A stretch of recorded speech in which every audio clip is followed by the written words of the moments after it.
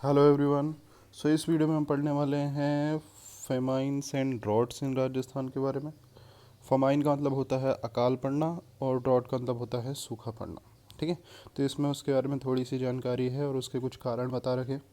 ठीक है, तो सबसे पहले देखिए यहाँ पे कुछ स्टैटिस्टिक्स दे रखा है। यहाँ पे बता रखा है सन 1988 का अकाल सबसे भीषण था।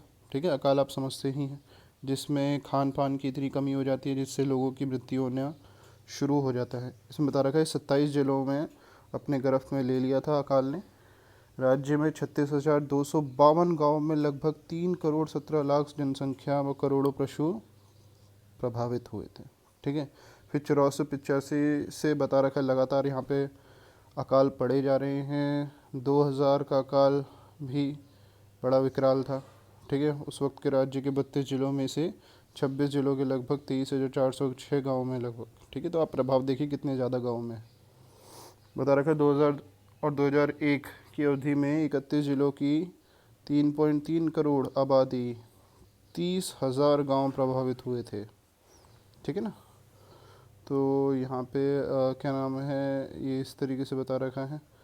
और यहाँ पे देखो एक और चीज़ का रेफरेंस है, ये है 2002-3 में अकाल व सूखा मैक्रो डाउट कहा गया। मैक्रो डाउट है ना, मैक्रो और माइक्रो आप समझते होंगे। मैक्रो का मतलब क्या होता है, व्यष्टि अर्थशास्त्र। ठीक है, और देखिए यहाँ पे मैक्रो डाउट कहने का कारण भी बता रखा है, क्योंकि इस वृत्त अकाल का प्रभाव पंजाब, हरियाणा, मध्य प्रदेश, पश्चिमी उत्तर प्रदेश, कर्नाटक, आंध्र प्रदेश, तमिलनाडु आदि प्रदेशों में भी देखने को मिला था। कहने का मतलब ये सिर्फ राज्य के स्तर पे नहीं था, राज्य के बाहर कई सारे और राज्य में भी देखने को मिला। ठीक है, तो यहाँ पे कुछ ये आंकड़े देख रखे हैं, आप इसका स्क्रीनशॉट लेके अपने नोट्स में बना सकते हैं। फिर बता रखा है काल के क्षेत्र और ज़िले, कौन कौन से क्षेत्र और ज़िले को सबसे ज़्यादा इसने टारगेट किया।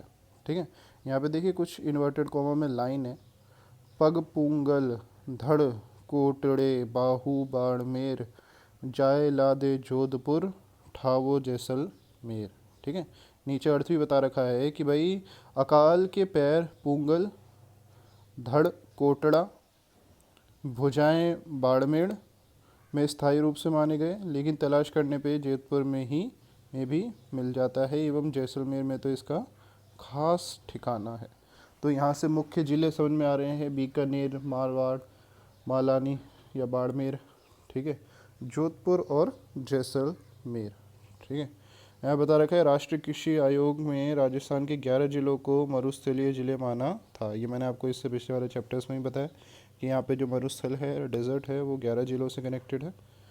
ठीक है, राज्य में कुल व्यर्थ भूमि वेस्टलैंड लगभग 2/3 अंश इन 11 जिलों में पाया जाता है। ठीक है, तो हमने लैंड डिस्ट्रीब्यूशन भी पढ़ा था, है ना, पड़ती के बारे में पढ़ा था। बता रखा है 11 ज़िले कुछ ये हैं: बीकानेर, जैसलमेर, बाड़मेर, जोधपुर, श्रीगंगानगर, नागौर, चूरू, पाली, जालौर, सीकर व झुंझुनू। ठीक है, इन ज़िलों में ही क्या है, सूखा पड़ने की वो होती है। ठीक है, फिर बता रखा है पिछले 2 दशकों में अकाल अभाव की स्थिति में हुई क्षति, क्या क्या क्षति हमको देखने को मिली। तो यहाँ पे देखिए आंकड़े यहाँ पे दे रखे हैं। 1990-91 से 2002-3 तक 12 वर्षों में राहत सहायता की कुल राशि अनुमान लगभग 2302 करोड़ रुपए आंका गया, जो कि 2003 के स्थिर मूल्य पर और भी ऊंचा होता है। ठीक है, तो ये राहत पैकेज सरकार ने इसको दिया ताकि इससे अपन क्या कर पाएँ, इससे अपन निपट पाएँ।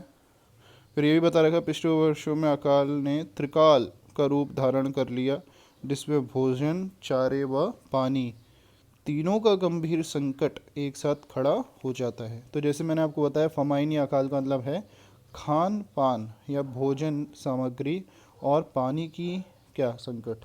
लेकिन इसको त्रिकाल क्यों बोला गया है कि यहाँ पे सिर्फ इंसान के भोजन के लिए नहीं, पशु के भोजन चारे की भी दिक्कत आती है, और ये भी बहुत क्या है, ये भी बहुत एक गंभीर समस्या है।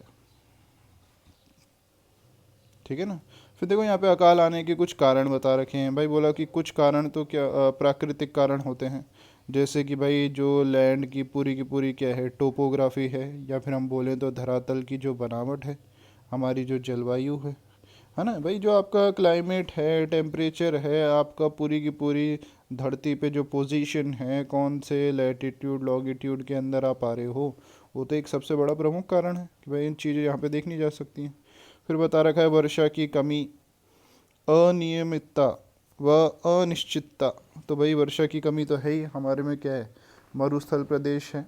ठीक है, बता रखा है जैसलमेर में औसत 16 सेंटीमीटर वर्षा ही हो पाती है औसत, और पिछले 100 वर्षों में यहाँ केवल 25 वर्ष ही बारिश हुई है। ठीक है, तो बता रखा है आवश्यकता के अनुसार वर्षों का ना होना, वर्षा का ना होना, सॉरी वर्षों का नहीं, वर्षा, कभी कभी वर्षा का बिल्कुल ना होना तथा कभी देर से होना। ऑब्वियसली देखिए, देर से होना भी एक कारण है, जो कि ये आप इसमें कोई फ़ायदा नहीं है ना। तो ऑब्वियसली इससे भी बहुत फ़र्क पड़ता है। फिर देखिए और भी कुछ बता रखे हैं, आर्थिक कारण बता रखे हैं। आर्थिक कारण का मतलब ये होता है कि भाई क्योंकि हमारे पास आर्थिक साधन कम हैं, तो उसकी वजह से हम इसको उपजाऊ नहीं बना सकते। कुछ तो मिट्टी ही ऐसी होती है जिसमें आप कुछ नहीं कर सकते, है ना। कुछ सॉइल ही ऐसी होती है जिसमें आप कुछ नहीं कर सकते। लेकिन जिस सॉइल में क्या हो सकता है, कुछ इम्प्रूवमेंट या उन्नत हो सकता है, आर्थिक दबाव के कारण हम उसका भी ज़्यादा कुछ नहीं कर पाते। ठीक है, जहाँ पे फसल हो सकती है वहाँ पे हम उसको न्यूट्रिशन नहीं दे पाते हैं, न्यूट्रिएंट्स नहीं दे पाते। कई बार कई सारे कृषिगत साधनों की कमी की वजह से भी उपज के ऊपर फ़र्क पड़ता है। समझ रहे हैं आप, आर्थिक कारण तो बिल्कुल है। ठीक है, जो किसान हैं, अपन ने देखा जब अपन लैंड डिस्ट्रीब्यूशन देख रहे थे, यहाँ पे जो सीमांत भूमि है 1 हेक्टेयर से कम, है ना, वो बहुत लोगों के पास है। मार्जिनल फार्मर जिसको अपन कहते हैं, उनके पास इतने साधन नहीं हैं कि वो क्या कर पाएँ, वो अपनी ये आर्थिक साधनों से अपनी कृषिगत उपज को बढ़ा पाए। फिर सामाजिक कारण भी बता रखे हैं। सामाजिक कारण है कि देखो जैसे कि अपन क्या कर रहे हैं, बहुत ज़्यादा पोल्यूशन कर रहे हैं, है ना। लकड़ी काटना, लकड़ी काटने से क्या होती है, डिफॉरेस्टेशन होती है। वहाँ पे उसको जला देना, जलाने के बाद क्या होगा, उसकी राख को उससे मिलाना।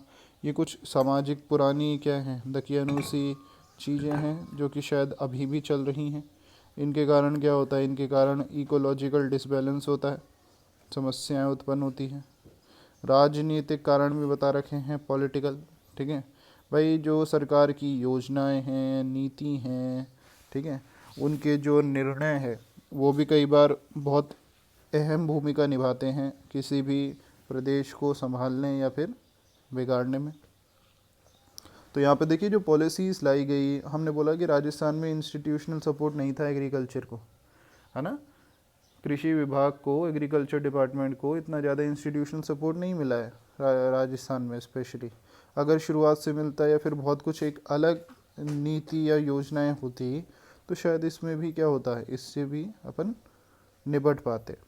ठीक है, फिर बता रखा है राजस्थान में अकाल व सूखे की समस्या के हल। कुछ अल्पकालिक नीति थी, रिलीफ वर्क, जो कि जैसे कि क्या करते हैं, जिसमें राहत पैकेज दे दिया जाता है। ठीक है, यहाँ पे बता रखा है अकाल की समस्या को हल करने के लिए सरकार ने मुख्य नीति राहत कार्य चालू करने की।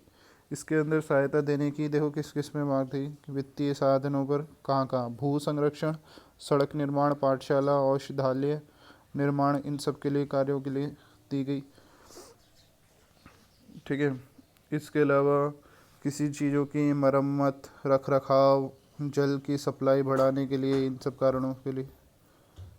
ठीक है, यहाँ पे देखिए एक बहुत बड़ी तालिका दे रखी है। यहाँ पे जो अलग अलग वर्ष में ऐसी कंडीशन देखने को मिली, उसमें प्रभावित जिले, गांव, जनसंख्या और भू राजस्व की वसूली रोकी गई। कितनी, मतलब जो रिलीफ था वो, तो देखिए यहाँ पे 30 जिले प्रभावित हुए थे 91 में, 30,000 से ज़्यादा गांव, 28 नहीं लगभग 290 लाख लोग। और देखिए किस तरीके से यहाँ पे राहत पैकेज भी दिया गया। तो इस तरीके से सरकार रिलीफ वर्क कर रही है। ठीक है, अब उसका लोगों तक कितना बेनिफिट पहुँचता है ये बात अलग है। ठीक है, यहाँ जहाँ जहाँ डैश लगी हुई है तो मतलब वहाँ पे ऐसी कोई स्थिति देखने को नहीं मिली। और आप देख रहे हैं पूरी तालिका में सिर्फ 94-95 का ऐसा समय है जब यहाँ पे ऐसी कोई स्थिति देखने को नहीं मिली, वरना कम से कम 2 या 3 ज़िले तो प्रभावित हैं ही हैं। ठीक है, तो यहाँ पे उन्हीं क्या नाम है उसी के बारे में ज़्यादा कुछ बता रखा है तालिका से संबंध रखते हुए। तो यहाँ बता रखा है एसएसओ की स्थापना की गई थी 1971 में। ठीक है, विभिन्न योजनाएं चलाई गई थी जैसे कि एकीकृत ग्रामीण विकास कार्यक्रम, सूखा संभागीय क्षेत्रीय कार्यक्रम। इन कार्यक्रम की जानकारी अपने अंदर नहीं है, अपने से वो क्वेश्चन नहीं पूछेगा। सूखा संभाग क्षेत्र जैसे कि ये 2-3 हैं, ये जरूर अपन को यहाँ पे बता रखे हैं, सूखा संभाग और एक मरुस्थलीय विकास कार्यक्रम। सूखा संभागीय क्षेत्रीय विकास कार्यक्रम 74-75 में प्रारंभ किया गया। ठीक है, इस कार्यक्रम में पश्चिमी राजस्थान के 8 जिलों तथा बांसवाड़ा डूंगरपुर क्षेत्र में लागू किया गया। ठीक है, इसके ऊपर 2/3 अंश केंद्रीय सरकार, 1/3 अंश राज्य सरकार द्वारा वहन किया गया। ठीक है, 50-50% भार दोनों सरकारों ने वहन किया अगले 5 साल में। अप्रैल 1999 में केंद्र का अंश 75 हो गया, राज्य का 25% हो गया।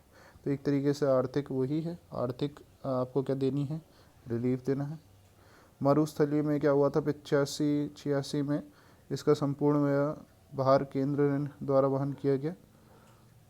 ठीक है, 16 मरुस्थलीय जिले और 85 विकास खंडों में क्रियान्वित किया गया था। तो यहाँ पे किस किस काम में आया वो, ये चारा विकास, भूजल, पशु जल सप्लाई, इनके काम में वो आया। ठीक है, यहाँ पे लॉन्ग टर्म पॉलिसी भी दे रखी है विस्तृत क्षेत्र में सिंचाई की व्यवस्था।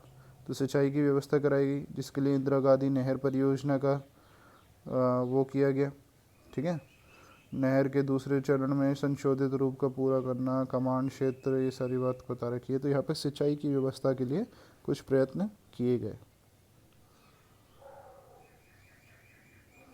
सिंचित क्षेत्र में जल की व्यवस्था की गई।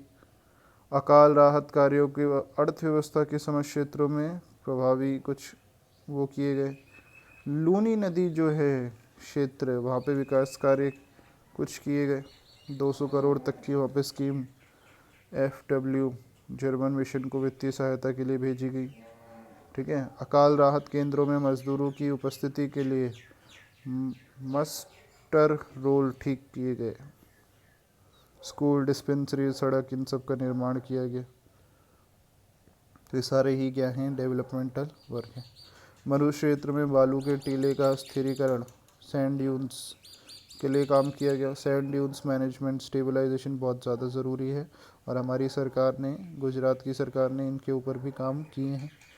ग्रामीण क्षेत्र में गैर कृषि कार्य कलाओं पे विस्तार की आवश्यकता थी, वो भी किया गया।